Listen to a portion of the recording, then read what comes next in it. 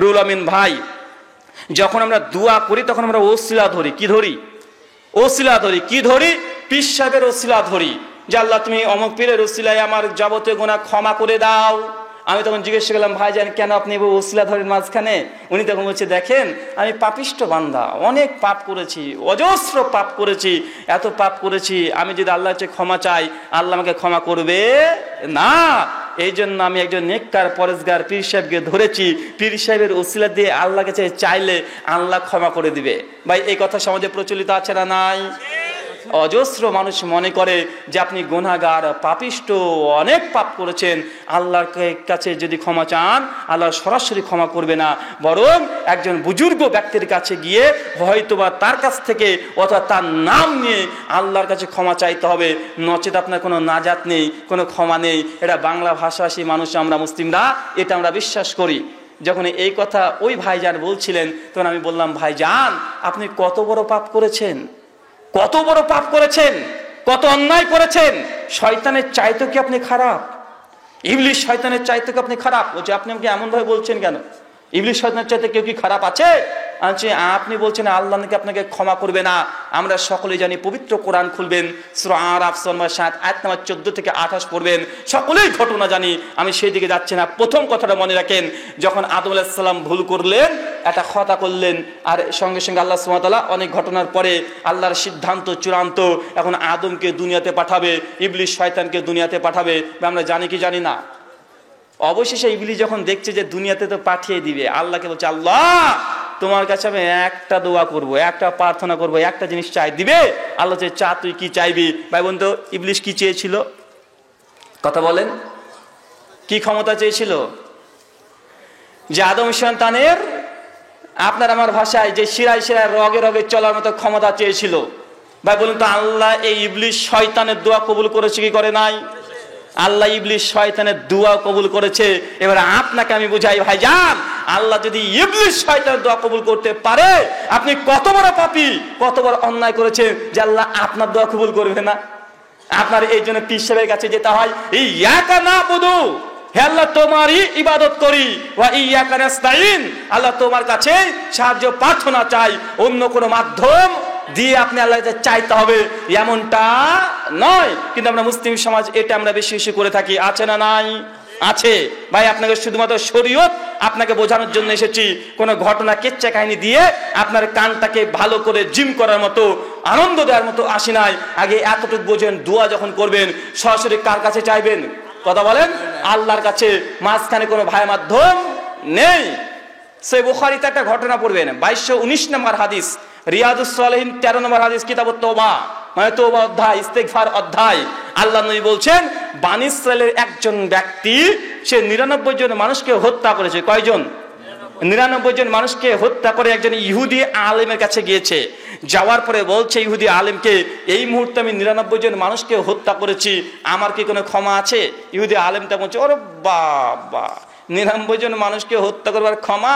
তাকে কটূক্তি করেছে, তার তওবা কবুল করবে এটাকে অস্বীকার করেছে, তওবার দরজা বন্ধ করে দিয়েছে।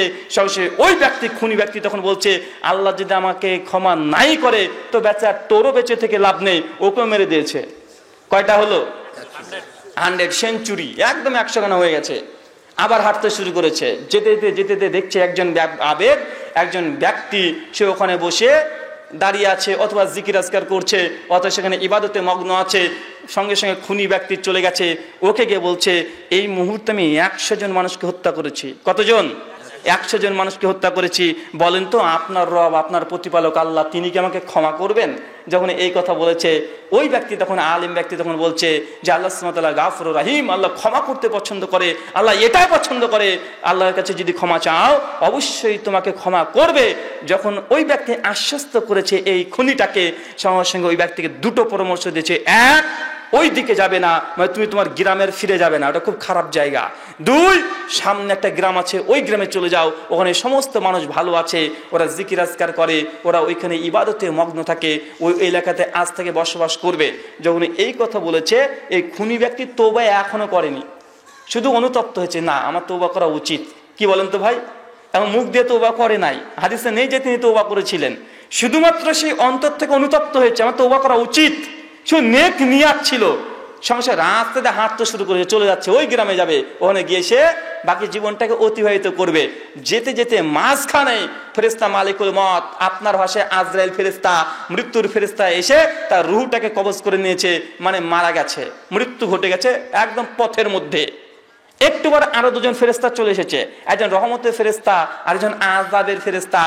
আযাবের ফেরেশতা বলছে ওকে নেমে জাহান্নামে যাব, রহমতের ফেরেশতা বলছে না আমি ওখানে জান্নাতে যাব। দুজনের মধ্যে বিতর্ক, দুই ফেরেশতার মধ্যে। কি নিয়ে? আযাবের ফেরেশতা বলছে এ তো 100 মানুষকে হত্যা করেছে, এ তো জীবনে কোনো ভালো কাজ করে নাই, এ জান্নাতে যাবে কিভাবে, একে আমি জাহান্নামে নিয়ে যাব। আর যে রহমতের ফেরেশতা সে বলছে ওই ব্যক্তি অনুতপ্ত হয়েছে, ও তওবা করার জন্য তার খাস নিয়াত ছিল, নেক কাজ করার জন্য নিয়াত ছিল, যেহেতু অনুতপ্ত হয়েছে তার পেছনের সমস্ত গুনাহ আল্লাহ ক্ষমা করে দিয়েছে, মানে কোনো গুনাহই আর নেই। কথা বুঝতে পারছেন? এ নিয়ে যখন বিতর্ক তাদের মধ্যে চলছে, সমস্যার তৃতীয় পক্ষ একজন ফেরেশতা আল্লাহ পাঠিয়ে দিয়েছে তার সমস্যার সমাধান করার জন্য। তৃতীয় মানে ওই ফেরেশতা এসে তাকে বলছেন আচ্ছা ঠিক আছে বুঝলাম, এক কাজ করো, এই লোকটা যেখান থেকে অনুতপ্ত হয়েছিল ওইখান থেকে হাঁটতে হাঁটতে ভালো দিকে কত ধাপ গেছে এটা গোনো।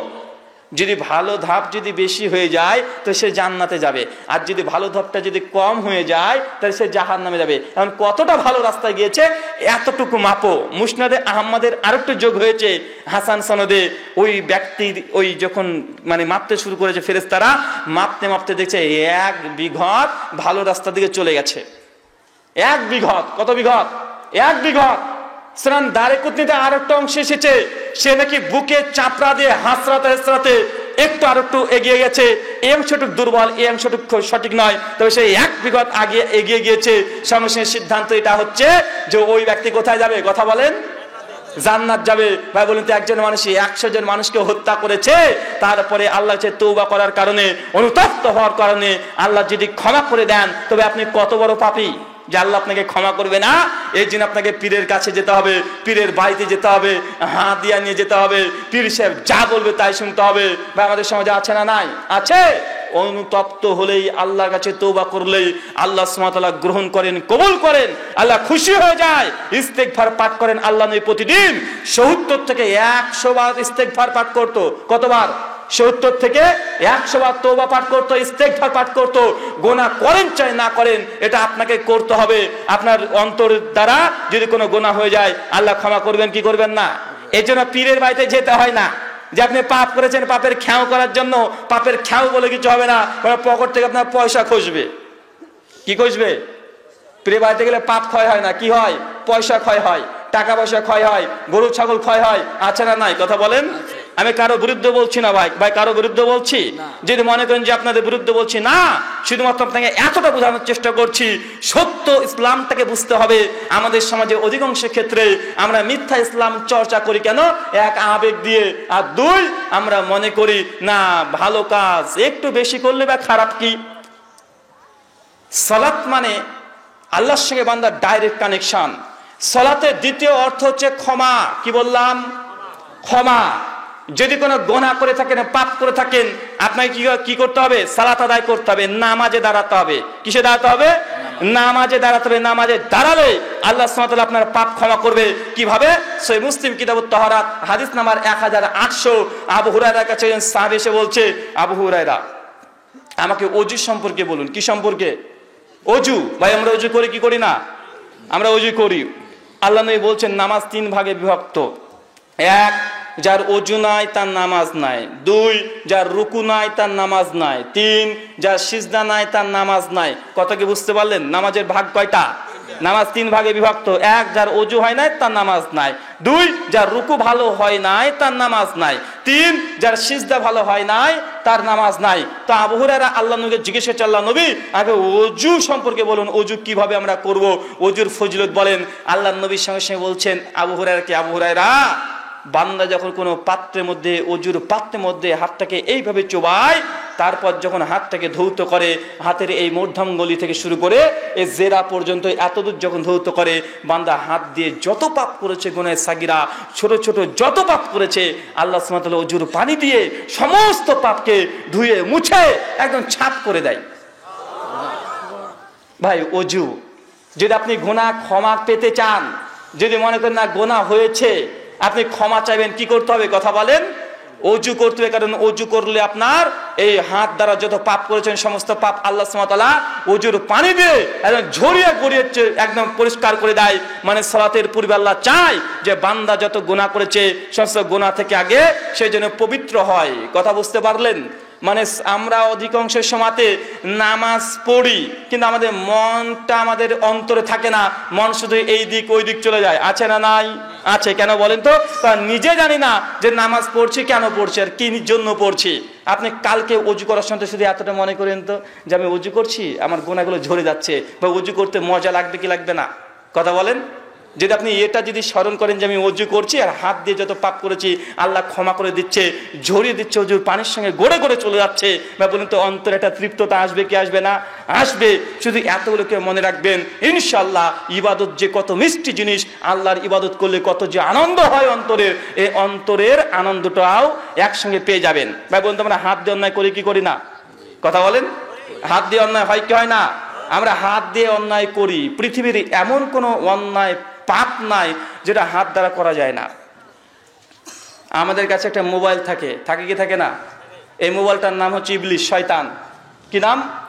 মোবাইলটার নাম হচ্ছে ইবলিশ, শয়তান। এটাকে আমরা বুকের মধ্যে রেখে দিই। কোথায় রেখে দিই? বুকের মধ্যে রেখে দিই। অথচ এটা টাটকা শয়তান, নির্ভেজাল শয়তান, কোনো সন্দেহ নেই। এই মোবাইলের চেয়ে এমন একটা এখন ইলেকট্রনিক মিডিয়া যে মোবাইল দ্বারা পৃথিবীর সমস্ত পাপ করা যায়, সব পাপ করা যায়। যত পাপ আছে সব পাপ এই মোবাইল দিয়ে করা যায়। ভাই মোবাইল দিয়ে জেনা করা যায় কি যায় না? যায়। এই যে 14ই ফেব্রুয়ারি যুবক ভাইয়েরা গার্লফ্রেন্ডকে ফোন করেছে, ভিডিও কল দেখছে, যা ইচ্ছা তাই করছে। আছে না নাই? কথা বলেন। এই মোবাইল দিয়েই ব্লু ফিল্ম দেখছে, পর্নোগ্রাফি দেখছে, এই মোবাইল দিয়ে সিনেমা দেখছে, উলঙ্গ নারী দেখছে। আছে না নাই? আছে। তার মানে বোঝা গেল এই মোবাইল দিয়ে মানুষ এখন জেনা করে, তার চোখের জেনা এই মোবাইল থেকে সে করছে। মানে বোঝা গেল এই মোবাইল দিয়ে জেনা করা যায়। সবচেয়ে বড় গুনাহ হচ্ছে সুদ খাওয়া। আছে না নাই? কথা বলেন। গুনাহ কাবিরার মধ্যে সুদ খাওয়া বড় অন্যায় কি অন্যায় নয়? কেউ যদি জেনে বুঝে সুদ খায়, 1 টাকা সুদ খায়, আল্লাহ নবী বলছে 36 বার জেনা করলে যত পাপ হয় একাই তত পাপ করেছে।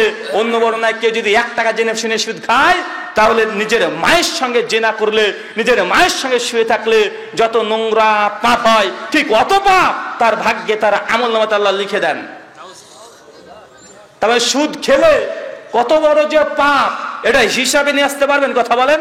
এটা হিসাবে নিয়ে আসা যায় না। তবে এই মোবাইল থেকে সুদ খাওয়া যায় কি যায় না? এই মোবাইল থেকে সুদ খাওয়া যায়। যত রকমের ইন্টারনেটে মানি মার্কেটিং আছে সমস্ত কিছু যখন মোবাইলের মাধ্যমে করা যায় কি যায় না? সব মোবাইলে। এই এখন ঘুষ মোবাইলের মাধ্যমে খাওয়া যায় কি যায় না?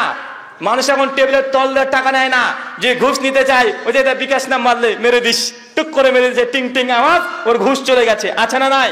আছে। তার মানে বোঝা গেল পৃথিবীতে যত পাপ মোবাইল দ্বারা সব পাপ করা যায়। যেটা আমরা বুকে রাখি এটা হচ্ছে ইবলিশ, এটা শয়তান। এটাকে যতক্ষণ না কন্ট্রোল করছেন, যতক্ষণ না এই মোবাইলটাকে মুসলিম বানাচ্ছেন, ততক্ষণ পর্যন্ত আপনি ইমান, আপনার আমল কোন দিক দিয়ে বেরিয়ে যাবে আপনি এটা টেরও পাবেন না, বুঝতে পারবেন না। বা মোবাইলকে মুসলিম বানানো যায়? মোবাইলকে মুসলিম বানানো যায়। আমার মোবাইলটা কিন্তু মুসলিম মোবাইল।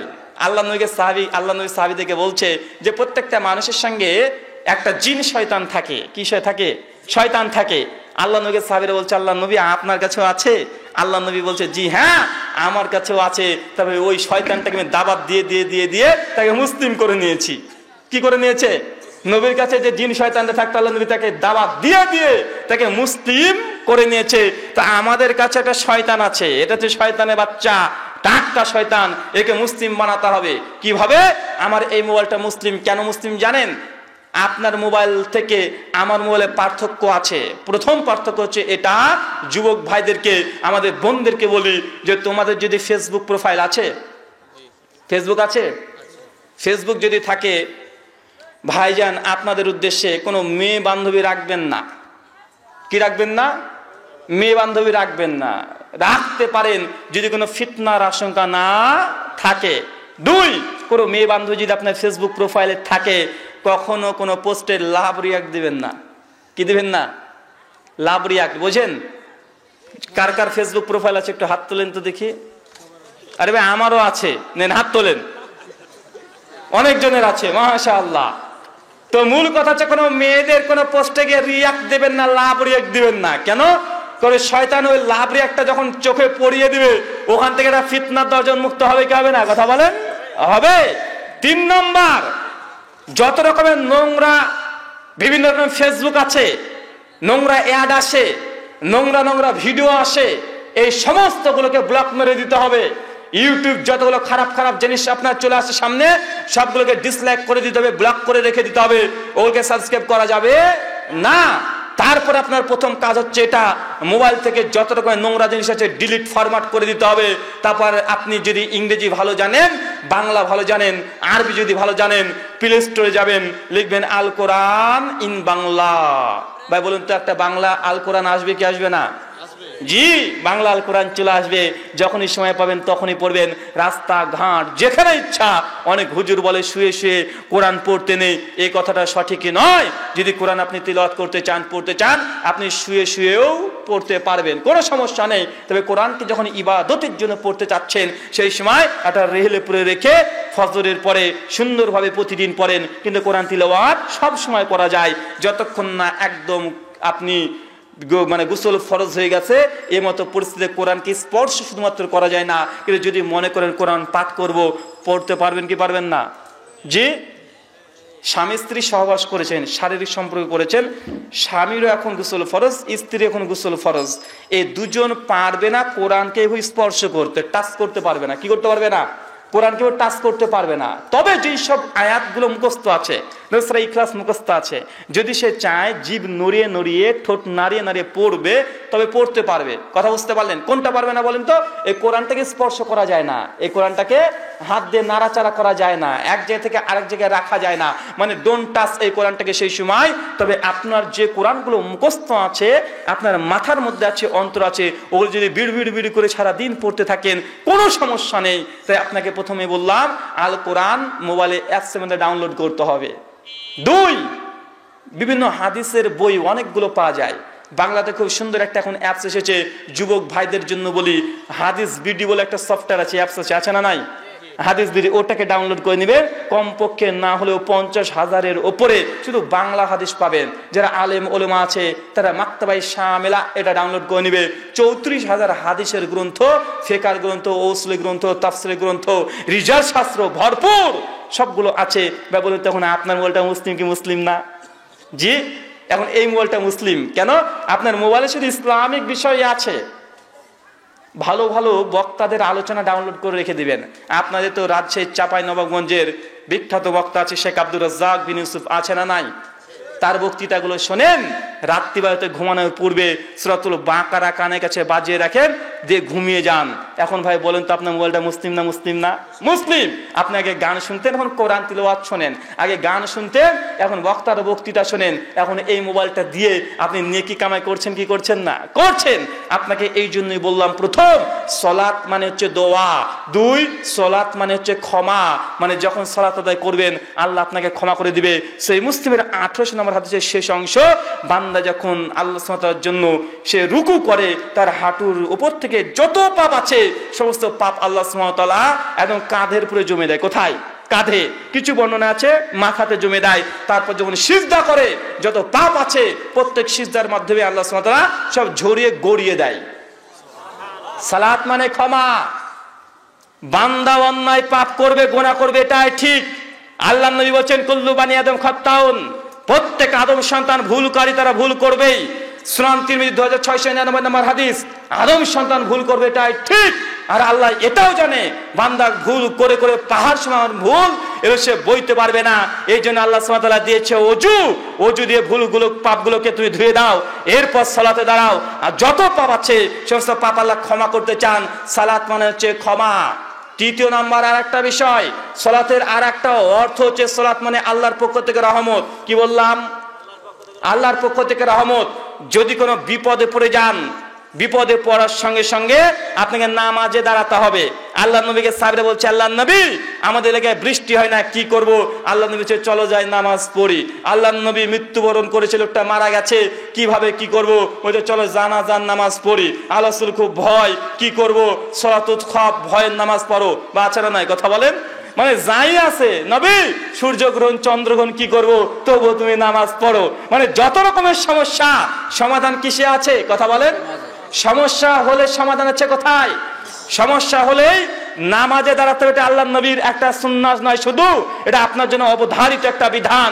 অথচ আমরা বিপদে পড়লেই আমরা কি করি?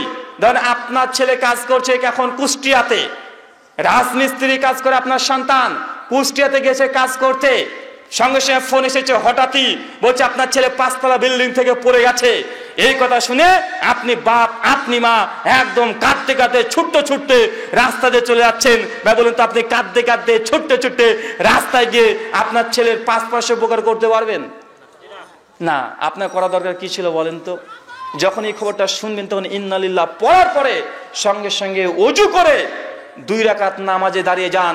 নামাজে দাঁড়ানোর পরে আল্লাহকে 5 মিনিট সময় দেন, আল্লাহর কাছে নিজের চোখের পানিটা ফেলেন, আল্লাহকে বলেন, আল্লাহর কাছে শেয়ার করেন যে আল্লাহ আমার সন্তান হালাল রোজগার করতে গিয়ে 5 তলা বিল্ডিং থেকে পড়ে গেছে, আল্লাহ তুমি তাকে হেফাজত করো। আল্লাহকে বললে আল্লাহ শুনবে কি শুনবে না? আমরা উল্টো কাজ করি, এই যে আমরা মুসলিম মানে আবেগ দেখাচ্ছি, মানে ছেলে উল্টে পড়ে গেছে বা বাপ অ্যাক্সিডেন্ট করেছে, মনে করছি গেলে হসপিটালে নিয়ে গেলে বাপকে ভালো করে দিতে পারে ডাক্তারে। জিনাই প্রথমে সমস্ত বড় ডাক্তার হচ্ছে আল্লাহ। কে কথা বলেন? আশ-শাফি, তার নাম হচ্ছে আশ-শাফি। তিনি সুস্থতা দানকারী, মানুষকে তিনি সুস্থতা দান করে, বালা মুসিবত আল্লাহ দিবে, আল্লাহ সুবহানাহু ওয়া তাআলা ভালো করবেন। হাসবুনাল্লাহ ওয়া নি'মাল ওয়াকিল, যে আল্লাহ সুবহানাহু ওয়া তাআলা মুসলিমদের জন্য যথেষ্ট হওয়া দরকার ছিল, অথচ আপনি আগে ছুটছেন। অবশ্যই যে কোনো দুর্ঘটনা ঘটে 2 রাকাত আগে কোনাতে গিয়ে নামাজ পড়ে আল্লাহকে বলেন, দেখেন আল্লাহ একটা ব্যবস্থা করে দিবে। বা আল্লাহ পারে কি পারে না? আল্লাহ পারে। এর দলিল দেখবেন সহিহ বুখারী খুলেন 2217 নম্বর হাদিস। নবী ইব্রাহিম আর সারা 2 জন স্বামী স্ত্রী, নাম শুনেন নাই? 2 জনের নামই শুনেছেন। অনেক বড় ঘটনা। বাদশাহ একদিন দেখছে যে নবী ইব্রাহিম আর তার স্ত্রী যাচ্ছে, কিছু দুধ পাঠিয়েছে, অনেক ঘটনা। অবশেষে যখন বাদশাহ নবী ইব্রাহিমকে সারাকে যখন নিয়ে চলে এসেছে তার দরবারে, সেই সময় বাদশাহ জালিম বাদশাহ সারা আলাইহিস সালামকে ধর্ষণ করার জন্য এগিয়ে যাচ্ছে। যেতে যখন গিয়েছে সারা আলাইহিস সালাম সঙ্গে সঙ্গে আল্লাহর জন্য সালাতে দাঁড়িয়ে গেছে, নামাজে দাঁড়িয়ে গেছে। নামাজ যখন পড়ছে আর দোয়া করছে আল্লাহকে, আল্লাহ আমি তোমাকে বিশ্বাস করি, তোমার নবীকেও বিশ্বাস করেছি, এই জালিমের কাছে আমার যৌন অঙ্গকে তুমি হেফাজত করো। যখন আল্লাহর কাছে কাঁদাকাটি করে দোয়া করছে, ওই জালেম বাদশাহ সারা ইসলামের কাছে আসতে পারে নাই, কেবল হাঁটতে শুরু করেছে। তাকে টাচ করার আগে তার হাতটা অবশ করে দিয়েছে কে? আল্লাহ। দেখেন সালাতের ক্ষমতা দেখেছেন, নামাজের ক্ষমতা। কারণ ও দেখছে যে বিপদ কেউ রক্ষা করতে পারবে না, একজন রক্ষা করতে পারে, তিনি হচ্ছেন আল্লাহ। আর আল্লাহকে সঙ্গে কথা বলতে হলে নামাজ ছাড়া গতি নেই। আল্লাহর সঙ্গে কথা বলতে চান আপনাকে নামাজ পড়তে হবে। বিপদে পড়েন আল্লাহর কাছে আপনাকে নামাজে দাঁড়াতে হবে। কিন্তু মুসলিমরা আমরা আগে নামাজের কথা বললে অনেক মানুষের মুখটা কালো হয়ে যায়, আছে না নাই? কেন? কারণ তারা নামাজ পড়ে না, আছে না নাই? নামাজের ওয়াজ যখনই করা হয় তখন মানুষ ওঠাউঠি শুরু করে দেয়, মুখখানা কালো হয়ে যায় যে হুজুর কি শুরু করলো, নামাজ করছে। ভাইজান নামাজের কথা আপনাকে গুরুত্ব দিয়ে বলছি এই জন্যই, আমাদের সমাজে একটা জাল হাদিস প্রচলিত আছে, বলে যে ভাইজান নামাজ না পড়লে কি হবে, ঈমান বেশ ঠিকই আছে। বাচ্চা না নাই কথা বলেন? আপনাদের এলাকায় জাল হাদিসটা আছে, এটা শয়তানি হাদিসটা ছড়িয়ে দিয়েছে, নামাজ না পড়লে কি হবে, ঈমান ঠিক আছে। অথচ আল্লাহ নবীর মুখের হাদিস, সে মুসলিম কিতাবুল ঈমানের 253 নম্বর হাদিস, আল্লাহ নবী বলছেন মান তারাকা সালাতা মুতাম্মাদান ফাকাদ কাফারা, যে ব্যক্তি নামাজ পড়ে না, নামাজ ছেড়ে দিয়েছে ইচ্ছাকৃত, ফাকাদ কাফারা, তার ঈমান তো দূরের কথা সে কাফের। এটা আল্লাহ নবীর হাদিস। কার হাদিস? কথা বলেন। নবী বলছে যে ব্যক্তি নামাজ পড়ে না সে ব্যক্তি কাফের। যতই আপনি দান করেন, সাদকা করেন, কোনো কাজ লাগবে না। সূরা নাসাই তাবরানী মুজিবুল কাবির হাদিস না 1859, আল্লাহ নবী বলছেন কিয়ামতের মাঠে বান্দার প্রথম হিসাব নেওয়া হবে আর সালাত। কিসের কথা বলেন? সালাত, নামাজের। যার নামাজ ঠিক আছে তো ঠিক আছে, যার নামাজ নাই তার সমস্ত আমল কি কথা বলেন বরবাদ। শেখ সালেহ আল উসাইমিন তারকুস সালাহ পৃষ্ঠা নম্বর 7 বলছেন, কোন ব্যক্তি যদি নামাজ না পড়ে, সে যদি যাকাত দেয়, তার যাকাত আল্লাহ কবুল করবে না। কোন ব্যক্তি যদি নামাজ না পড়ে, জীবনে তার নামাজ নাই, অথচ সে কুরবানি করেছে, তার কুরবানি আল্লাহ সুবহানাহু ওয়া তাআলা কবুল করবেন না। অথচ আপনি কুরবানি 7 ভাগা না 1 ভাগা, এটা নিয়ে বিতর্ক আছে। কিন্তু নামাজ যে ফরজ বিধান, নামাজ নেই, আপনার কুরবানি বাতিল হয়ে যাবে। কথা বুঝতে পারছেন? কত কঠিন জিনিস সালাত, নামাজ কত কঠিন জিনিস। কারণ আল্লাহ নবী বলেছে বাইনাল আবদে বাইনাল কুফরি তারকুস সালাহ। একজন কাফেরের মধ্যে একজন মুমিনের মধ্যে পার্থক্য হচ্ছে নামাজ। কি বলেন তো ভাই? একজন কাফের কেন কাফের? কারণ সে নামাজ পড়ে না। আল্লাহ নবী বলছে একজন কাফেরের মধ্যে একজন মুমিনের মধ্যে পার্থক্য হচ্ছে নামাজ। যে নামাজ পড়ে না আল্লাহ নবীর ভাষা থেকে কুফরি করছে বলা হচ্ছে, কাফের বলা হচ্ছে। তার মানে বুঝতে পারছেন নামাজকে পরিত্যাগ করা, নামাজ না পড়া কত বড় অন্যায়, কত বড় পাপ, এটা বোঝানো সম্ভব নয়। একজন ব্যক্তি ঘুষ খেয়েছে 1 কোটি টাকা, এই ব্যক্তি পাপী, অনেক বড় পাপ করেছে, কিন্তু আল্লাহ নবী তাকে কাফের বলছেন না। সুদ খাওয়া মহাবড় অন্যায়, অনেক বড় পাপ। লক্ষ লক্ষ টাকা আপনি সুদ খেয়েছেন, কিন্তু সুদ খেলে মানুষ কাফের হয় না। একজন মানুষ একজন মানুষকে হত্যা করে দিয়েছে, আল্লাহ নবী তাকেও কাফের বলে নাই, কিন্তু যে নামাজ পড়ে না তাকে কাফের বলেছে। কত বড় পাপ বুঝেছেন? সালাত আদায় না করা কত বড় পাপ, কেমন কাফের এরও দৃষ্টান্ত দিয়ে গেছে। নামাজ পড়ে নাই তার হাসর হবে ফেরাউনের সঙ্গে। কার সঙ্গে? কথা বলেন। ফেরাউনের সঙ্গে, 2 হামানের সঙ্গে, 3 নমরুদের সঙ্গে, কিছু কিছু বর্ণনা কারুনের সঙ্গে, এদের সঙ্গে আপনার হাসর হবে। মানে কিয়ামতের মাঠে আপনি আল্লাহ নবীর উম্মাত হিসেবে উঠতে পারবেন না। অপরাধ আপনি নামাজ পড়েননি তাই। নামাজ যদি না পড়েন আপনি কার উম্মত হিসেবে উঠবেন? কথা বলেন। ফেরাউনের সঙ্গে আল্লাহ নবী প্রথম বলছে যে নামাজ পড়ে না সে কাফের। দ্বিতীয় কথা বলছে যে নামাজ পড়ে না তার কোনো ইবাদত কবুল হবে না। তৃতীয়ত বলছে যে নামাজ পড়ে না সে হবে ফেরাউনের উম্মত। ভাই বলুন তো, আমরা মুসলিম নাম আছে মুখে, শুধু আমাদের এই আমলগুলো জীবনে বাস্তবে আছে? কথা বলেন। আমরা নামাজ পড়ি না, অথচ নামাজের ব্যাপারে সবচেয়ে বেশি কঠোর কথা আছে, যেগুলো ঘুষ খেলে পাপ, কিন্তু সে কাফের হয়, এ কথা কোরআন হাদিসে আপনি পাবেন না, নাই। আমরা কুরবানি, দান, সাদকা এগুলো নিয়ে অনেক আমরা ব্যস্ত থাকি। অবশ্যই এগুলো ইবাদত, এগুলো করলে জান্নাতের নিকটবর্তী হওয়া যায়। তবে কখন? যখন নামাজ আছে তখন। নামাজ নাই কুরবানির মূল্য নাই। কুরবানির কখন মূল্য আছে? যখন আপনার আমলের নামাজ আছে। দান এটার অনেক ফজিলত, কিন্তু কখন ফজিলত? যখন আমলে কি আছে? সালাত আছে, নামাজ আছে। যখন নামাজ নেই এই দানগুলোকে আপনাকে মূল্যহীন হয়ে যাবে। শেখ সালেহ আল উসাইমিন তারকুস সালাহ পৃষ্ঠা 7 এবং 23 বলছে যে সালাত আদায় করে না তার যাবতীয় আমলকে আল্লাহ বরবাদ করে দিবে। বলতে বলতে এই পর্যন্ত শেখ সালেহ আল উসাইমিন বলে দিয়েছে যে ব্যক্তি নামাজ পড়ে না তার মৃত্যু যদি হয়, মারা যদি যায়, তাকে মুসলিমদের কবরস্থানে দাফন করা যাবে না, মুসলিমদের কবরস্থানে গিয়ে তার জানাজার নামাজ পড়া যাবে না। কথা বুঝতে পারলেন? এতগুলো কথা বললাম, মাত্র একজন আলেমের কথা বললাম এতক্ষণ, একটা ফাতোয়া বললাম এতক্ষণ। শেখ সালেহ আল উসাইমিন রাহিমাহুল্লাহ সৌদি আরবের সবচাইতে বড় একজন আলেমে দ্বীন, কিছুদিন আগে মৃত্যুবরণ করেছে। 1999 সালে 6 ফেব্রুয়ারিতে মৃত্যুবরণ করেছে। তারকুস সালাতে তিনি বলছেন যে ব্যক্তি নামাজ পড়ে না, নামাজ যদি না পড়ে এই ব্যক্তিকে মুসলিমদের গোরস্থানে কবর দেওয়া যাবে না, তার জানাজারও নামাজ পড়া যাবে না। তার কিসের নামাজ? সে তো আল্লাহর জন্য নিজে নামাজ পড়েনি, তার মরাতবার নামাজ কিসের? কথা কি আপনারা বুঝতে পারলেন? তাই যাই করেন না কেন, দান করেন, সাদকা করেন, ভালো ব্যবহার করেন, সৎ ব্যবহার করেন, বাপ মার খেদমত করেন, যাই করেন না কেন, নামাজ না থাকলে এগুলো কোনো মূল্য আছে না। কিন্তু আপনি এটাকে মনে করেন না। নামাজ এমন একটি ইবাদত, ব্যতিক্রম ধর্মী ইবাদত, আল্লাহ ছাড় দিয়েছে, একবারে ছেড়ে দেয়নি। যেমন প্রতিদিন কত রাকাত নামাজ ফরজ? কথা বলেন। 17 রাকাত নামাজ ফরজ। কত ওয়াক্ত নামাজ ফরজ? প্রতিদিন 5 ওয়াক্ত নামাজ ফরজ। আপনি এখন চলেছেন ব্যাঙ্গালোরে, ইন্ডিয়াতে, আপনার বাবাকে নিয়ে চলে গেছেন বেঙ্গালোরে ডাক্তার দেখাতে। এই যে আপনি এখন মুসাফির, এখন আপনার নামাজ কয় রাকাত? কত ওয়াক্ত? যখন আপনি সফরে চলে গেছেন, আল্লাহ বলছেন সূরা নিসা 4, আল্লাহ জানেন বান্দা যখন মুসাফির হয়, কষ্টের মধ্যে থাকে, আল্লাহ সুবহানাহু ওয়া তাআলা সেই সময় বলছেন যে তুমি এখন কষ্টের মধ্যে আছো, তুমি মুসাফির, এখন তোমাকে জোহরের 4 রাকাত নামাজ পড়ার দরকার নেই, 2 রাকাত পড়েন, আল্লাহ তাতেই খুশি। কথাকে বুঝাতে পারলাম? 4 রাকাত নামাজ ফরজ জোহর, কিন্তু যখন মুসাফির তখন কত রাকাত? তখন 2 রাকাত। আসরের নামাজ তখন 2 রাকাত। নফলের দরকার নেই, সুন্নাতের দরকার নেই। কখন? যখন আপনি মুসাফির, আপনি চলে গেছেন একদম অনেক দূরের রাস্তায় চলে গেছেন। উলামারা ইখতিলাফ করেছে কত কিলোমিটারের মুসাফির। সর্বোচ্চ ধরেন হানাফি মাযহাবের ফতোয়া প্রায় 48 মাইল রাস্তা যদি আপনি অতিবাহিত করতে পারেন তাহলে আপনি মুসাফির। সেই সময় আপনাকে 4 রাকাত জোহর, আবার 12 রাকাত সুন্নাত আপনাকে পড়ার দরকার নেই। 2 রাকাত শুধুমাত্র জোহরের নামাজ পড়লেই আল্লাহ আপনার এই জোহরটাকে জোহর বলে কবুল করে নেবেন। চিন্তা করে দেখেন আল্লাহ ছাড় দিয়েছে কি দেয় নাই? কথা বলেন। দিয়েছে। প্রতিদিন 5 ওয়াক্ত নামাজ ফরজ। ব্যাঙ্গালোরে চলে গেছেন, আল্লাহ নবী বলছেন সালাতাইনে জামাতাইনে, তোমরা সালাতকে এখন জমা করে নাও, তোমার কষ্ট হচ্ছে আমরা বুঝি, এখন জোহর আর আসরকে জমা করেন, মাগরিব ইশাকে জমা করেন, ফজরকে আলাদা রাখেন। 5 ওয়াক্ত নামাজ কয় ওয়াক্ত হলো এখন? কথা বলেন, কয় ওয়াক্ত?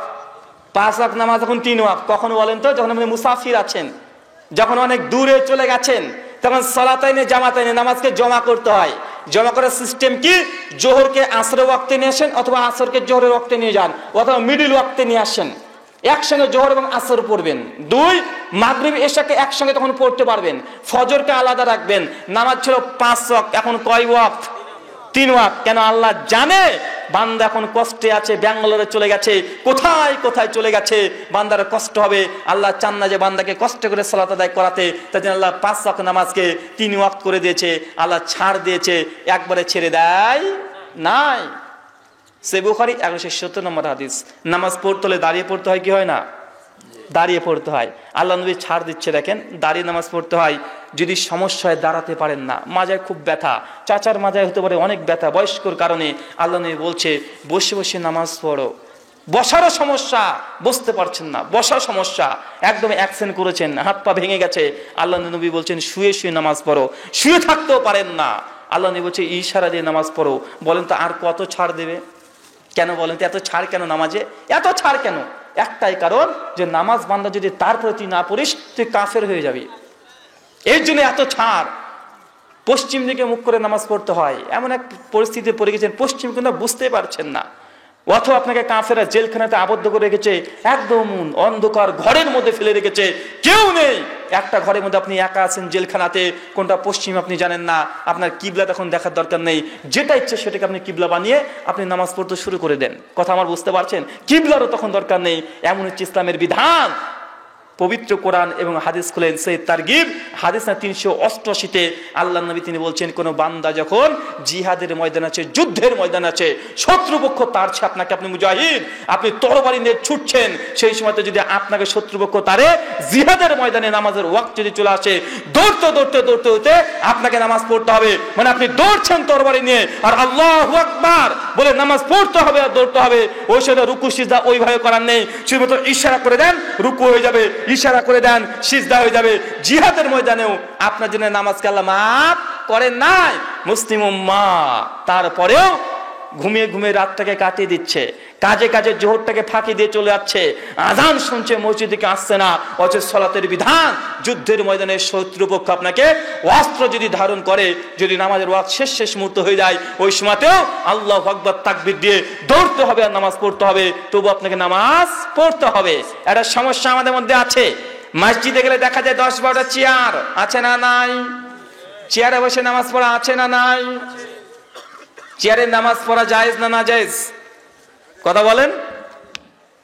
চেয়ারে বসে নামাজ পড়া জায়েজ, তবে সবার জন্য নয়। শুয়োরের গোশত খাওয়া জায়েজ না না জায়েজ? না জায়েজ, হারাম। মদ খাওয়া না জায়েজ না হারাম? না জায়েজ হারাম দুটো একসঙ্গে, মানে এগুলো হারাম কাজ, কিন্তু এগুলো জায়েজ হয় কি হয় না?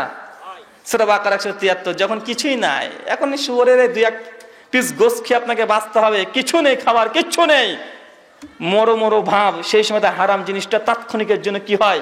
জায়েজ হয়ে যায়। ওই যে কথা আছে না, যে মৃত্যুর যখন হুমকি চলে এসেছে, সেই সময়তে আপনি যদি 1 পিস 2 পিস শুয়োরের মাংস যদি খেয়ে নেন, ওই সময়টা আপনার জন্য জায়েজ। এটা ব্যতিক্রম ধর্মী, শরীয়ত আপনাকে পারমিশন দিয়েছে ওই সময়, কিন্তু আপনি যে কোনো সময়তে শুয়োরের গোশত খাবেন, এটা হারাম। আমরা হাসতে চাই, কোথায় সে 1400 বছর আগেকার সাহাবীদের ইমানি জজবা, আর কোথায় আমরা মুসলিমরা, বিশেষ করে বাংলাভাষী মুসলিমরা কত পেছনে আছি দেখেছেন? কেন?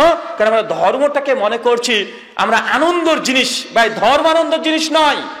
ধর্মকে যদি মনে করেন যে আনন্দের জিনিস, আপনার মুসলিম থাকার দরকার নেই, আপনি হিন্দু হয়ে যান।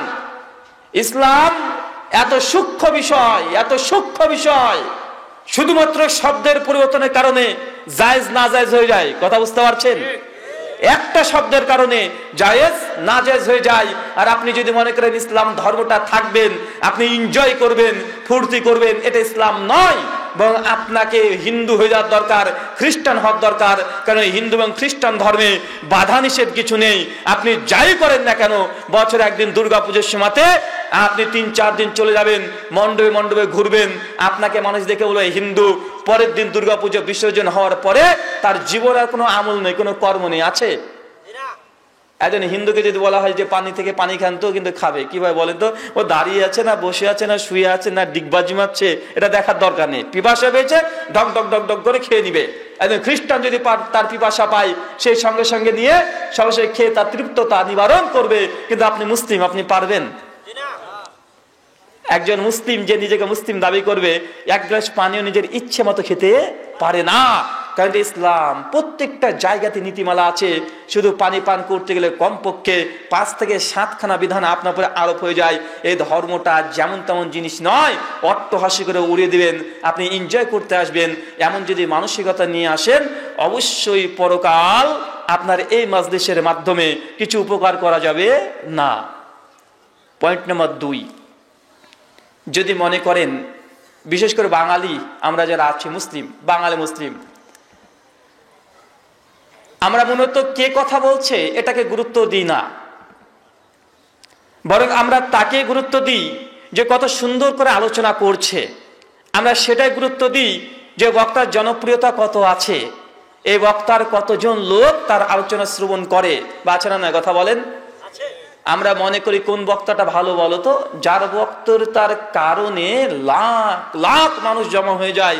আমরা মনে করি এই বক্তা হচ্ছে সবচেয়ে বড় আলেম, সবচেয়ে বড় আল্লামা।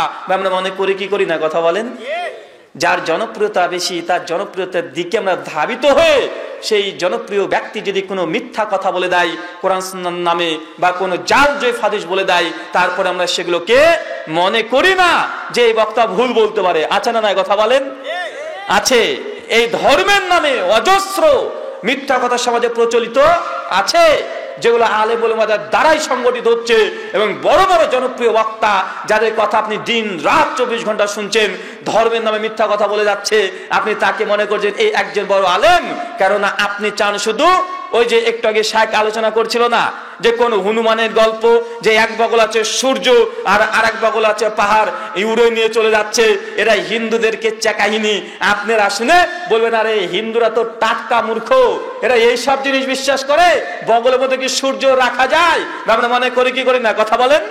করি। কিন্তু আপনি মুসলমান, আপনি এর চাইতে নোংরা নোংরা ঘটনা আপনার হুজুর আপনার সামনে বলে যায়, আপনি সেটাকে সুবহানাল্লাহ, মারহাবা, আল্লাহু আকবার বলে যান কি যান না? একজন হুজুর বলছে যে আল্লাহর নাম হচ্ছে রাজ্জাক, আল্লাহ হচ্ছে রিজিক দাতা। মানে আল্লাহ সুবহানাহু ওয়া তাআলা মানুষকে শুধুমাত্র খাওয়ায় না, গোটা সৃষ্টি জগৎকে তিনি খাওয়ান। একদিন নবী সুলাইমান আলাইহিস সালাম আল্লাহকে বলছে, আল্লাহ আমি এই সৃষ্টি জগতের মধ্যে 1 বছর আমি সৃষ্টি জগতের প্রাণীকে খাওয়াতে চাই, তুমি আমাকে এই অনুমতি দাও। আল্লাহ সুবহানাহু ওয়া তাআলা বলছেন, সুলাইমান কখনোই এটা তোমার দ্বারা সম্ভব নয়, 1 বছর তুমি কোনো প্রাণীকে খাওয়াতে পারবে না আমার সৃষ্টির। নবী সুলাইমান তখন বলছে, আল্লাহ 1 বছরের জন্য পারবো না, তো কি হয়েছে, তাহলে 1 মাসের জন্য দাও। আল্লাহ সুবহানাহু ওয়া তাআলা বলছেন, না তবু তুমি পারবে না, এই সৃষ্টি জগতের প্রাণীগুলোকে খাওয়াতে 1 মাস তোমার দ্বারা সম্ভব নয়। সঙ্গে সঙ্গে নবী সুলাইমান বলছে, আল্লাহ সুবহানাহু ওয়া তাআলা যদি 1 মাসের জন্য না পারে 1 সপ্তাহের জন্য দেন। আল্লাহ বলছে, তুমি তবুও পারবে না, অতঃপর বলছে 1 দিনকার জন্য দেন। ভাই আমরা ঘটনা শুনেছি না, 1 দিনকার জন্য নবী সুলাইমান আলাইহিস সালামকে আল্লাহ সুবহানাহু ওয়া তাআলা তিনি কি বললেন, যে হ্যাঁ আপনি এখন 1 দিনকার জন্য গোটা সৃষ্টি জগতের প্রাণী জগৎকে আপনি এখন আহার করাবেন, খাওয়াবেন, তাদেরকে জিয়াফত দিয়ে ডেকে নিয়ে আসবেন। যখন আল্লাহ সুবহানাহু ওয়া তাআলা এই অনুমতি দিয়ে দিয়েছে, নবী সুলাইমান মানুষকে আর জিনকে বলল, যাও পৃথিবীতে যত শস্য ক্ষেত্র আছে হালাল গুলো সব আমার সামনে জমা করো, আর যত রকমের হালাল প্রাণী আছে সমস্ত প্রাণীর মাংস আমার সামনে নিয়ে আসো। তারপরে তারা রান্না বান্না করতে শুরু করে দিয়েছে। রান্না করতে করতে সমস্ত ডেকচি থেকে খাবারগুলো যখন রেখেছে, খাবারের দূরত্ব ছিল প্রায় 2 কিলোমিটার, মানে 2 মাসের রাস্তা যেতে যতক্ষণ রাস্তা সময় অতিবাহিত হবে ততক্ষণ দূরত্ব খাবার সব সাজিয়ে রেখেছে, কেন গোটা সৃষ্টি জগতে প্রাণীকে খাওয়াবে। কথা বুঝতে পারছেন? নবী সুলাইমান কি করেছিলেন? নবী সুলাইমান সাল্লাল্লাহু আলাইহি ওয়াসাল্লাম 1 দিন শুধুমাত্র প্রাণী জগৎকে খাওয়ানোর জন্য এত পরিমাণে খাবার রান্না করেছে যে আপনি আপনাদের এই গ্রাম দিঘিপাড়া থেকে হাঁটতে শুরু করেছেন, 2 মাস হাঁটলে যত রাস্তা আপনি যেতে পেরেছেন অত রাস্তা পর্যন্ত খাবার তৈরি করে লোড করে ফেলেছে। অবশেষে খাবার যখন প্রস্তুতি হয়ে গেছে, আল্লাহ তখন বলছে, সুলাইমান তুমি দুনিয়ার কোন প্রাণীকে দিয়ে খাওয়ানো শুরু করতে যাচ্ছ? কাকে প্রথম জিয়াফতের খাবারটা কাকে দেবে? সঙ্গে সঙ্গে নবী সুলাইমান আলাইহিস সালাম বলছে, আল্লাহ সুবহানাহু ওয়া তাআলা জলজ প্রাণী থেকে আমি চাচ্ছি যে আমার এই খাবার আমি তাকে মেহমানদারি করি। সঙ্গে সঙ্গে কথা বলতে বলতে একটা তিমি মাছ ঝট করে একদম সমুদ্র থেকে লাফিয়ে উঠে বলছে, নবী সুলাইমান, আল্লাহর নবী, আপনি আমাকে জিয়াফত দিয়েছেন, আমাকে এবারে খেতে দেন। নবী সুলাইমান তখন সঙ্গে সঙ্গে বলছে, আচ্ছা ঠিক আছে। তখন ওই তিমি মাছ কে খেতে দিয়েছে নদীর একটা পার থেকে, মানে একটা জায়গা থেকে ওই তিমি মাছ সঙ্গে সঙ্গে খেতে খেতে শুরু করে একদম যত খাবার ছিল 2 মাস রাস্তা অতিরিক্ত পথ যত খাবার ছিল সমস্ত খাবার ওই একটা তিমি মাছে খেয়ে নিয়েছে। খাওয়া শেষ, সঙ্গে সঙ্গে তিমি মাছ তখন বলছে যে, আল্লাহর নবী সুলাইমান, আমার এখনো তৃপ্ততা আসেনি, এখনো পেট ভরেনি, আমাকে আরো দেন। দেখেছেন, আমাকে আরো দেন। নবী সুলাইমান বলছে, বলে কি, এতগুলো খাবার খেয়েও তোমার পেট ভরে নাই? মাছ তখন সঙ্গে সঙ্গে বলছে, আল্লাহর নবী সুলাইমান, আমি হচ্ছে আপনার মেহমান, আপনি হচ্ছে মেজবান, আমাকে দাওয়াত দিয়ে পেট পূর্ণ করে খেতে দেননি, আবার আমাকে এইভাবে অপমান করছেন। দাওয়াত দিয়েছেন কেন, খেতে দিতে পারবেন না তো? তখন নবী সুলাইমান সঙ্গে সঙ্গে তাকবীর দিয়ে একদম মাটিতে লুটিয়ে পড়লেন, সিজদা দিলেন এবং তিনি সাক্ষ্য দিন, আল্লাহ তুমি হচ্ছে রাজ্জাক, তুমি রিজিক দাতা, গোটা বিশ্বের মানুষকে তুমি ধন ভান্ডার যদি খাওয়াও তো তোমার 0 পরিমাণে কমবে না। আমি নবী সুলাইমান একটা মাছকে খাওয়াতে পারি নাই। ভাই, ঘটনা জানেন কি জানেন না? অথচ এই ঘটনা হচ্ছে made in China. Made in China মানে বোঝেন, এটা কোরআনে নাই, এটা কোন গ্রহণযোগ্য তাফসীরেও নেই, এটা সহিহ হাদিস তো দূরের কথা, জয়ীফ তো দূরের কথা, জাল হাদিসও নেই। কিন্তু রোমাঞ্চকর বক্তা, যার বক্তৃতা না শুনলে আপনার ঘুম আসতে চায় না, এই বক্তা এত সুন্দর করে চমৎকার করে আলোচনা করছে। চিন্তা করেছেন, ধর্মের নামে জাল হাদিস, মিথ্যা হাদিস, নবীদের নামে অজস্র কথা আমাদের সমাজে প্রচলিত আছে। ওই যে একটু আগে শাইখের কথাটাকে মনে পড়ে, আমারও মনে পড়ে গেল যে শুধু আমাদের ভারতের হিন্দুদেরকে বলবো কেন, ওর চাইতে বড় বেকুব তো আমরা মুসলিমরা আছি না নাই? কথা বলেন। আপনি তো শিক্ষিত সমাজ, ভাই বলেন তো, একটা মাছ দাওয়াত খেতে এসেছে, 2 মাসের রাস্তা পর্যন্ত যতটা যেতে পারে এতটা পর্যন্ত রাস্তাতে খাবার আছে, একটা মাছ এক মুহূর্তের মধ্যে কিভাবে এত খাবার খেতে পারে? এটা যুক্তিতে আসে না, বিদ্যাতে কোলায় না, এটা সায়েন্টিফিক কোন দিক থেকে মেলাতে পারবেন? দ্বিতীয় নম্বর প্রমাণ, ভাই মাছ কি কখনো রান্না করা খাবার খায়?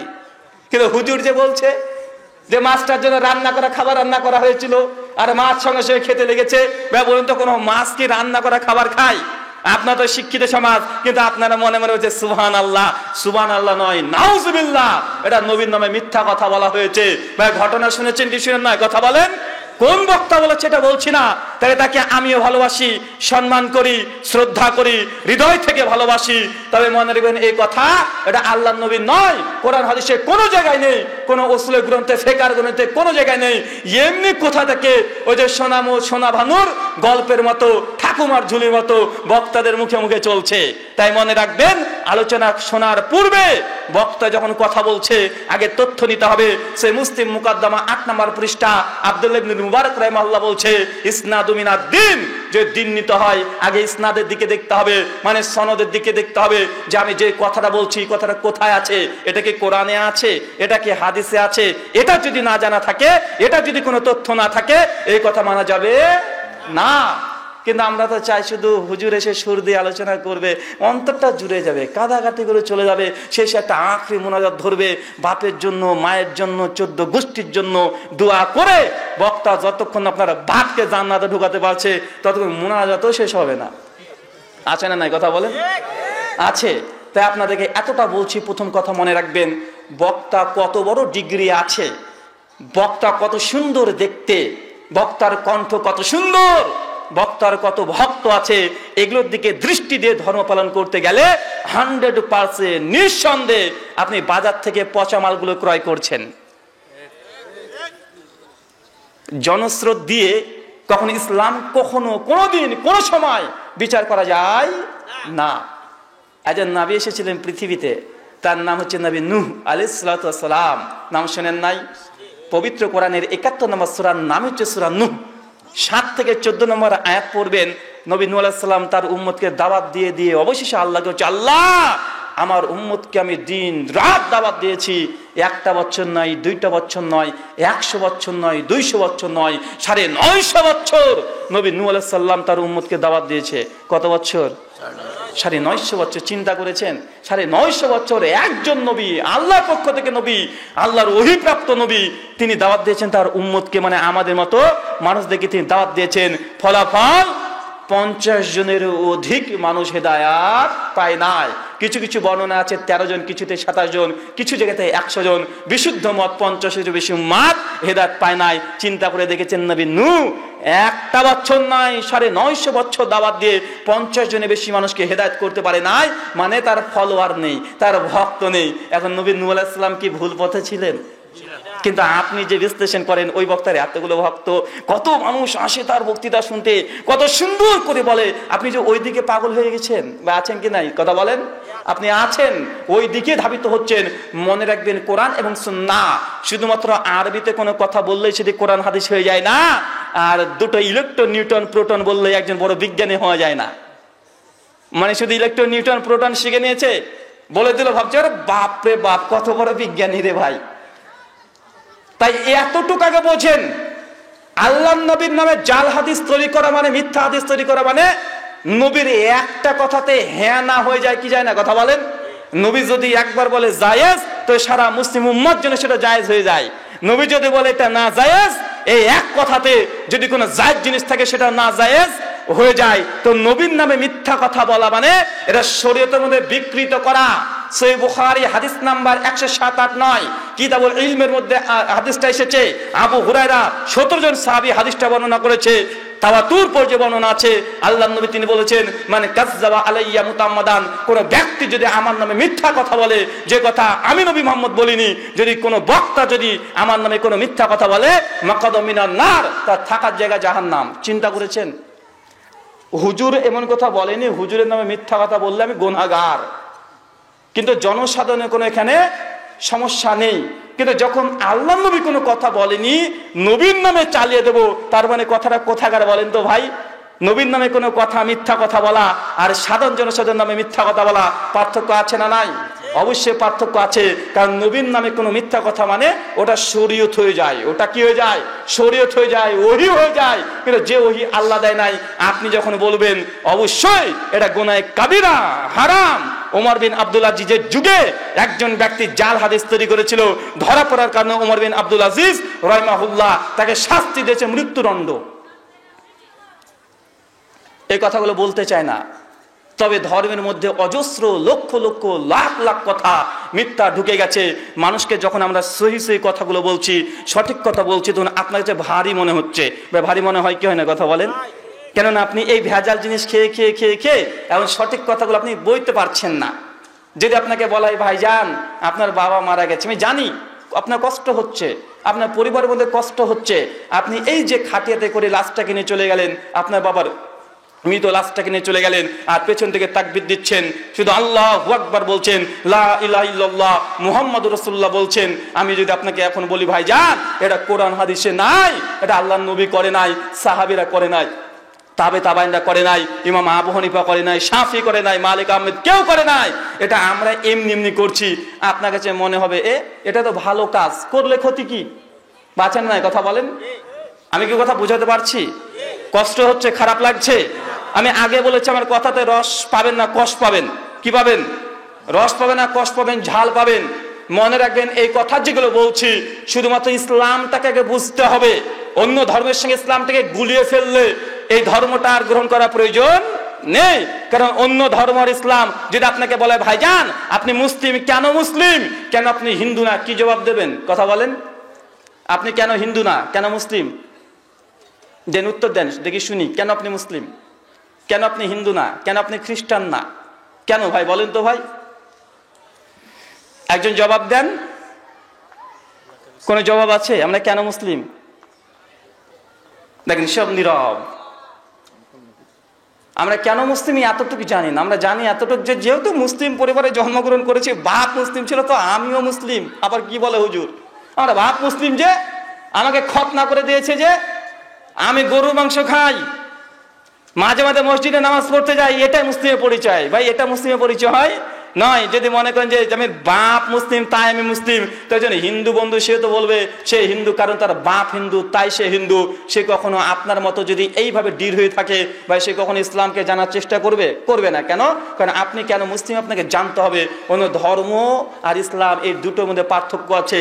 ইসলাম কোনো ধর্ম নয়। ইসলাম কি নয়? ইসলাম কোনো ধর্ম, ইসলাম কোনো ধর্ম নয়। ইসলামকে আল্লাহ সুবহানাহু ওয়া তাআলা কোনো ধর্ম বলেনি। আল্লাহ ইসলামকে বলছে দিন, ইন্না দীনা ইনদাল্লাহিল ইসলাম, আল্লাহর কাছে গ্রহণযোগ্য জীবন ব্যবস্থা। দিন মানে কি? জীবন ব্যবস্থা হচ্ছে ইসলাম। ইসলাম কোনো ধর্ম নয়। সূরা আলে ইমরান আয়াত নাম্বার 19। তবে এতটুকু বুঝেন। আসেন দ্বিতীয় আলোচনায় আপনার কাছে কিছু বলতে যাচ্ছি যে আজকে যে বিষয়ে গুরুত্বপূর্ণ আলোচনা করব, আজকের আলোচ্য বিষয় আজকে মসজিদ উন্নতি কল্পে যেহেতু আলোচনা, অতএব মসজিদের মুসল্লি দরকার আছে না নাই? আমরা তো মুসলিম, আমরা খুব ধর্মভীরু মানুষ। কি ভীরু মানুষ? আমরা ধর্মভীরু মানুষ, তবে আমরা আল্লাহ ভীরু নয়। কি ভীরু নয়? আল্লাহ ভীরু নয়। ধর্মভীরু আর আল্লাহ ভীরু মধ্যে পার্থক্য আছে। আপনি যে ধর্মভীরু এর জ্বলন্ত প্রমাণ কি জানেন? যখন কোরআনের বিরুদ্ধে কোনো নাস্তিক কোনো কথা বলবে, কোনো হিন্দু কোনো কথা বলবে, আপনি সেটা সহ্য করতে পারেন না, হৃদয় থেকে রক্তক্ষরণ হয়। বা হয় কি হয় না? কথা বলেন। আমাদের ইন্ডিয়াতে যখন 26খানা আয়াতকে বাদ দেওয়ার কথা বলা হয়েছে সরকারের তরফ থেকে, বাংলাদেশের মানুষ একদম রক্ত গরম করে ফেলেছে যে কোরআনের আয়াত বাদ দিবে মানে এটা আপনি যে ধর্মভীরু এটা তার পরিচয়। কিছুদিন আগে ভারতের কর্ণাটকে একজন মেয়েকে বোরখা না পড়তে দিয়ে তার ইউনিভার্সিটি ঢুকতে দিতে বাধা দিচ্ছিল। এই জন্য কিছু হিন্দুত্ববাদী সংগঠনের বেশ কিছু যুবক জোরসে জয় শ্রীরাম এই ধ্বনি যখন দিতে শুরু করেছে, মেয়েটা যখন পাল্টা গিয়ে আল্লাহু আকবার ধ্বনিটা দিয়েছে, আমাদের বাংলাদেশের, আপনাদের এই বাংলাদেশের অজস্র মুসলিম যুবক ভাই, মেয়ে মানুষ, ছেলে মানুষ তাদের ফেসবুকের স্ট্যাটাস দিয়েছে আল্লাহু আকবার। ভাই দিয়েছে কি দিই নাই? কথা বলেন। মানে এটা আপনি ধর্মভীরু, এটা পরিচয়, এটা ধর্মভীরুর পরিচয়। তবে আপনি আল্লাহ ভীরু নয়। ধর্মভীরু আর আল্লাহ ভীরুর মধ্যে আকাশ জমিনের পার্থক্য আছে। যেহেতু ইসলামের বিরুদ্ধে বলেছে, সে বিরুদ্ধে গিয়েছে, হৃদয় থেকে রক্তক্ষরণ হচ্ছে, অথচ প্রতিদিন আপনাদের মসজিদ থেকে 5 ওয়াক্ত নামাজে 6 থেকে 30 বার পর্যন্ত আপনাকে তাকবীর দেওয়া হয়, আল্লাহু আকবার, আল্লাহ মানে আজান দেওয়া হয়। ভাই বলুন তো কতবার আল্লাহর ডাকে সাড়া দিয়েছেন? কথা বোঝাতে পারছি? একবার আল্লাহু আকবার একটা ভারতের একটা মেয়ে বলেছে, এই জন্য আপনি খুব খুশি, বাঘ খুশি। অথচ আপনাদের যে মসজিদ আছে প্রতিদিন 5 ওয়াক্ত নামাজে 5 বার আজান দেওয়া হয়, এক আজানে 6 বার আল্লাহ তাকবীর দেওয়া হয়, 5, 6, 30 বার আল্লাহু আকবার শব্দটায় ধ্বনি আপনার বাড়ির পাশেই হয়, আপনার কানে আসে। অথচ আপনি মোবাইলটা থেকে হেডফোনটা কানে লাগিয়ে গান শুনতে শুনতে চলে যাচ্ছেন। ভাই বলুন তো এটা ধর্মভীরুর পরিচয়? এটা আপনি এখানে ধর্মভীরু নয়, এখানে আপনি আল্লাহকে ভয়ও করেন না। আছে না নাই? অবশ্যই আছে। অথচ আমাদের ভারতের ওই ঘটনা থেকে শিক্ষা কি নেওয়ার দরকার ছিল জানেন? আপনার শিক্ষা নেওয়ার দরকার ছিল, সর্বনাশ, আমাদের মুসলিম বোনেরা ভারতে পর্দা করতে পারে না, পর্দা করার জন্য এমন করতে হয়, একদম গোটা দেশটাকে একদম কাঁপিয়ে দিতে হয়, এত কিছু কষ্ট তাদের, এত বাধা, এত বিপত্তি। আমরা বাংলাদেশে মুসলিম নারী আমরা কি করব? মেয়েটাকে বলতে খবরদার, কাল থেকে তুই বোরখা পরিতে কলেজে যেতে হবে, ইউনিভার্সিটি যেতে হবে। দেখ ভারতবর্ষের দিকে তাকিয়ে দেখ, একটা মেয়ে স্কুলে যাবে বোরখা পরে, এই জন্য তার কত কি হচ্ছে, আর তুই পড়বি না মানে? বা বলার দরকার ছিল কি ছিল না? ছিল।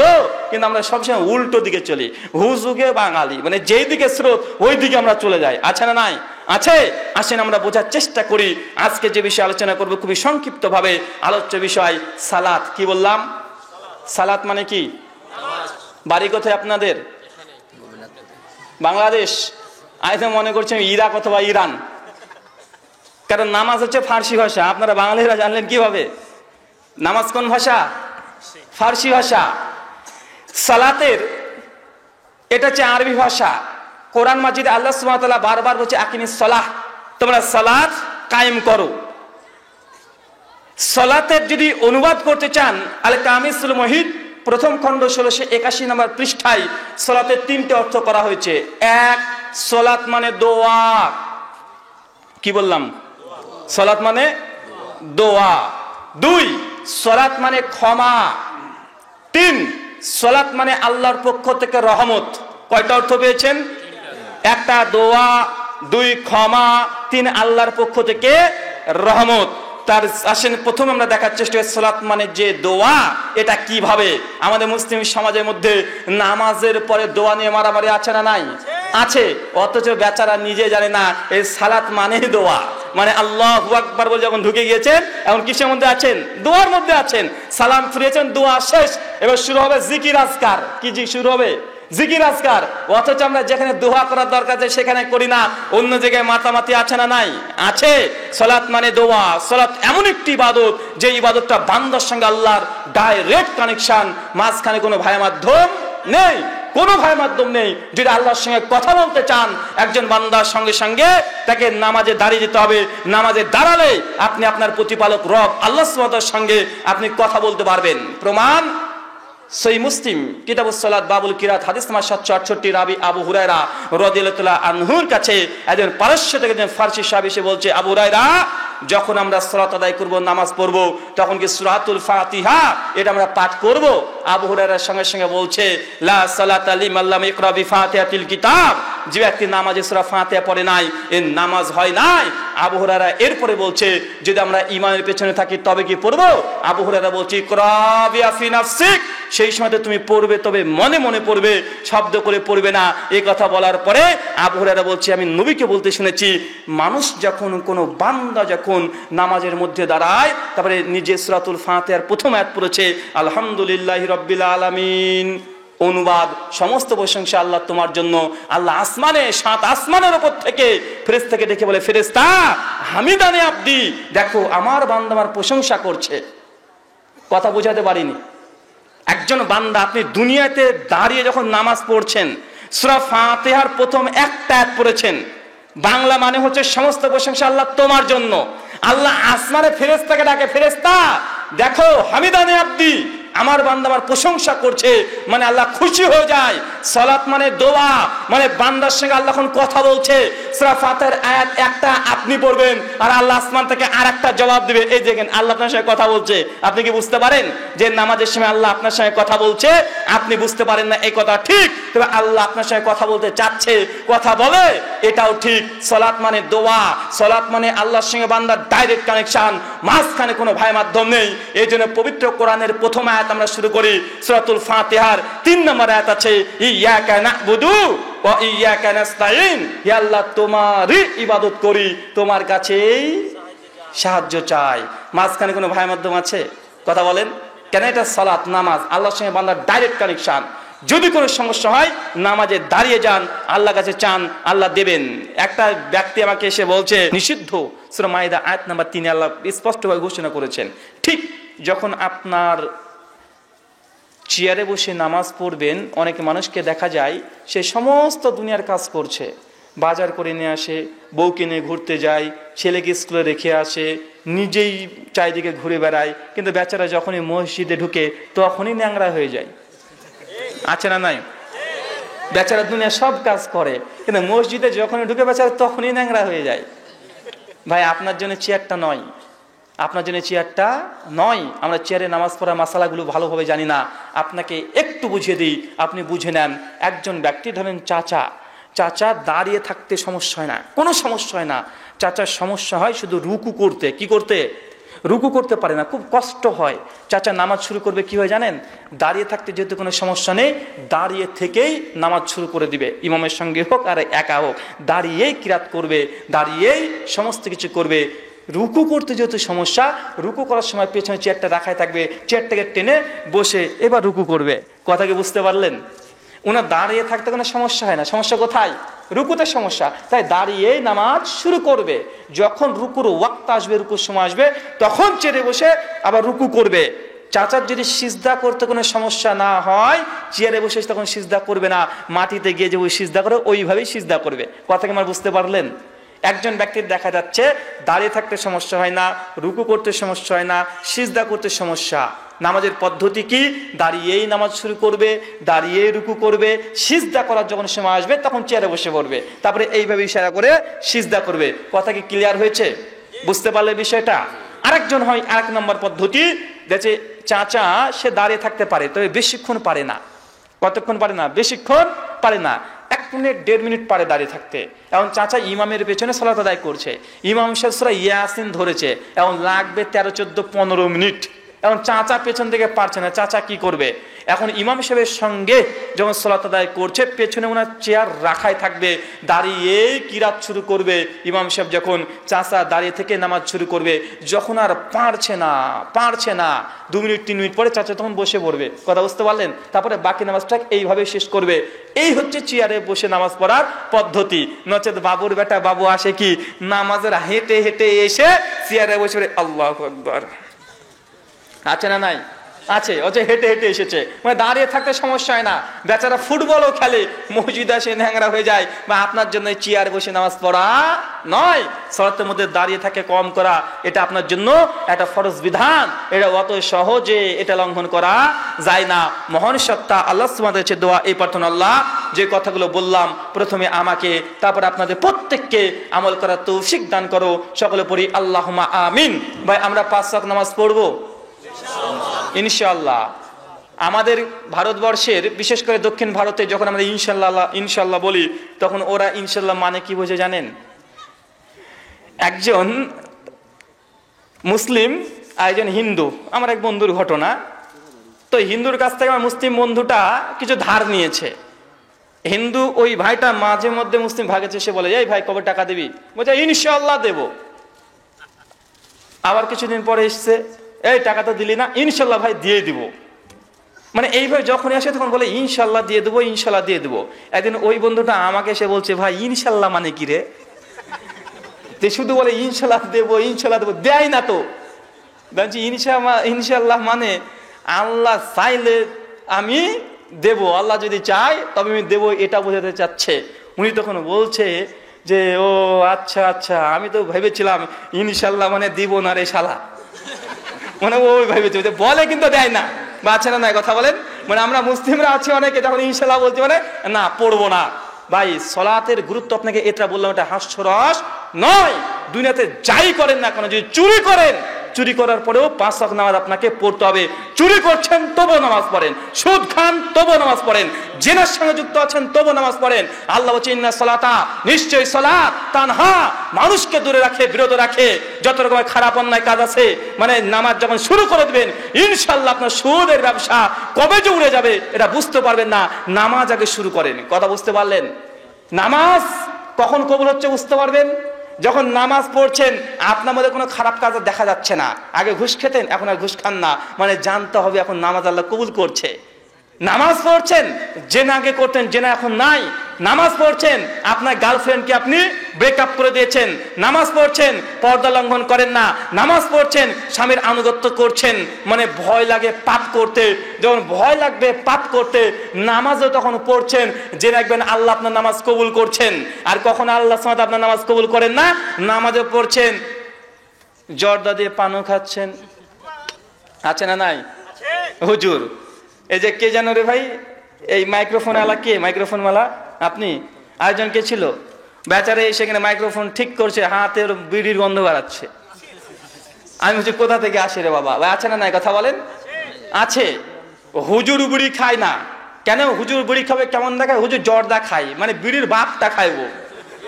যে বিড়ি খাচ্ছে সে ধোঁয়া টেনে বের করে দিচ্ছে, আর হুজুর কি করছে? একদম জর্দাকে চিবিয়ে চিবিয়ে রস টস চুষে চুষে খেয়ে ছ্যাবড়াটা ঠিকভাবে ফেলে না, ওটা গিলে নাই। বাঁচা না নাই কথা বলেন? আবার হুজুরকে যদি বলে হুজুর আপনি এবার জর্দা দিয়ে পান খাচ্ছেন, এটা তো হারাম। বলে কে বলেছে জর্দা হারাম?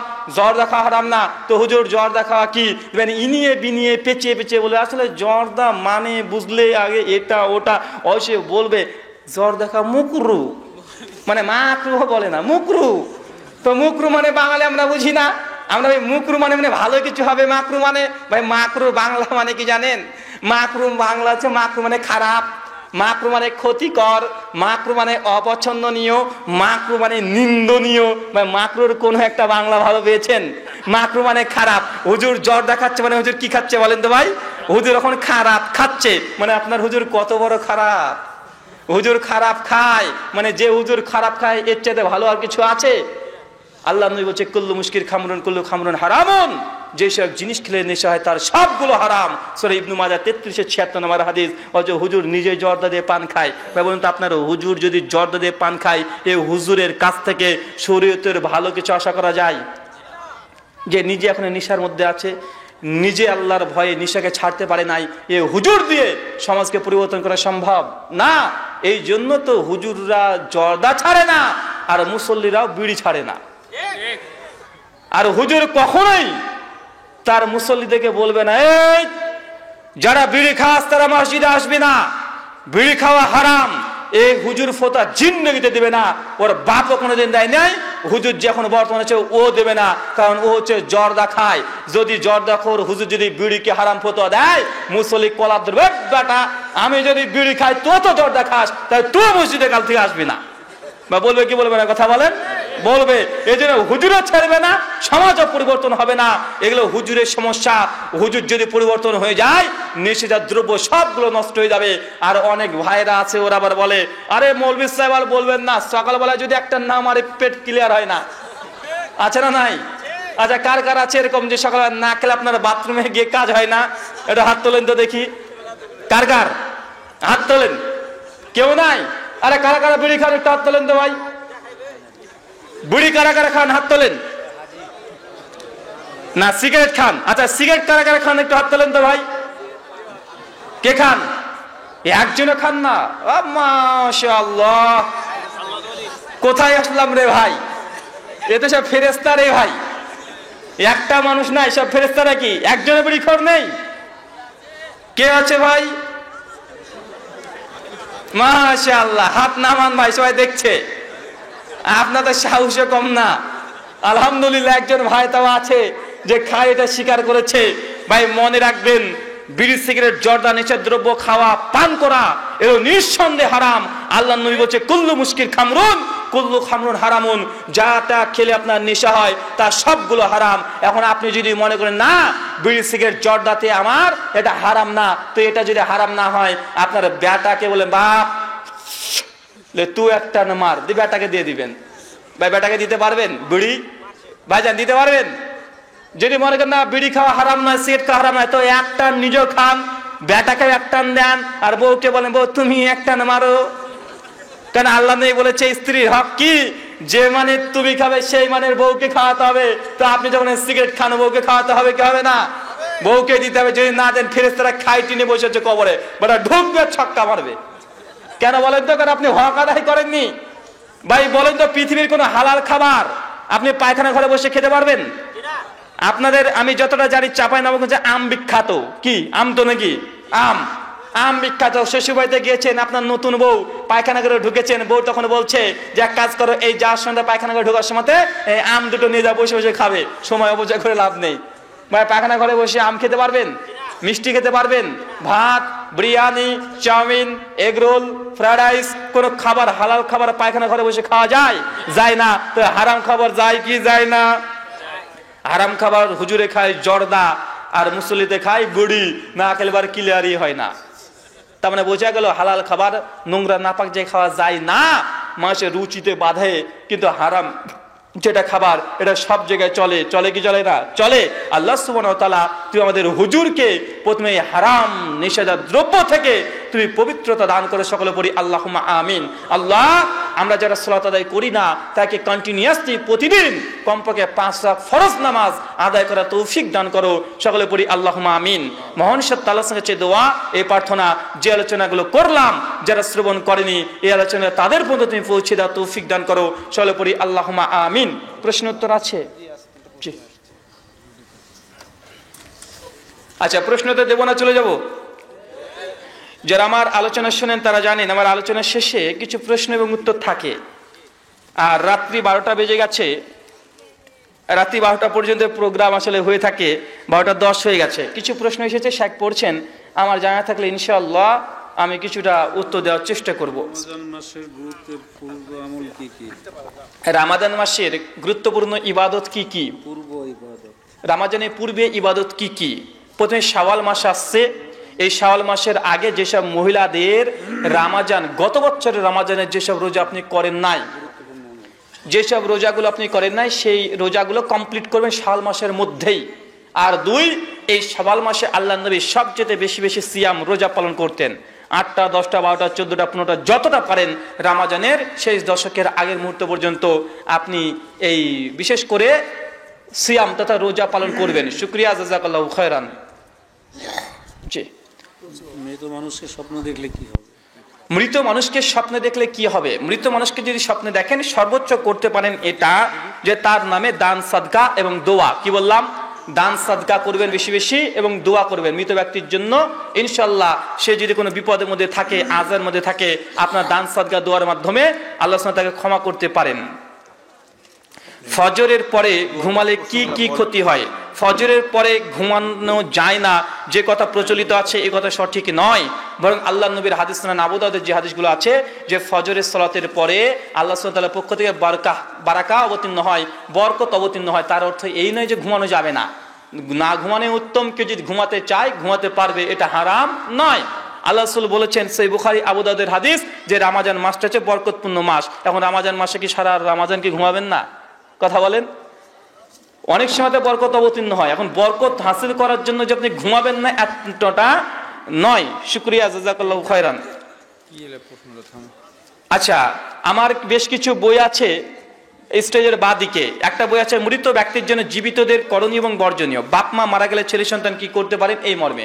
আর একটা বই আছে নেক আমল এবং ফজিলত, কি কি নেক আমল করলে কি কি ফজিলত আছে। আরেকটা বই আছে রাফুল ইয়াদাইন কি মানসিক, যারা বলে রুকুতে যাওয়ার সময়, রুকু থেকে ওঠার সময় রাফুল ইয়াদাইন বাতিল হয়ে গেছে, তাদের জবাবে বইটা লেখা হয়েছে। আরেকটা বই আছে তাকলিদ বিভ্রান্তি নিরাসান, আবু তোহা মুহাম্মদ নামের বক্তৃতা শোনা যাবে। আরেকটা বই আছে তাকলিদ বিভ্রান্তি নিরাসান, মাযহাব মানা যাবে কি যাবে না, এই মর্মে।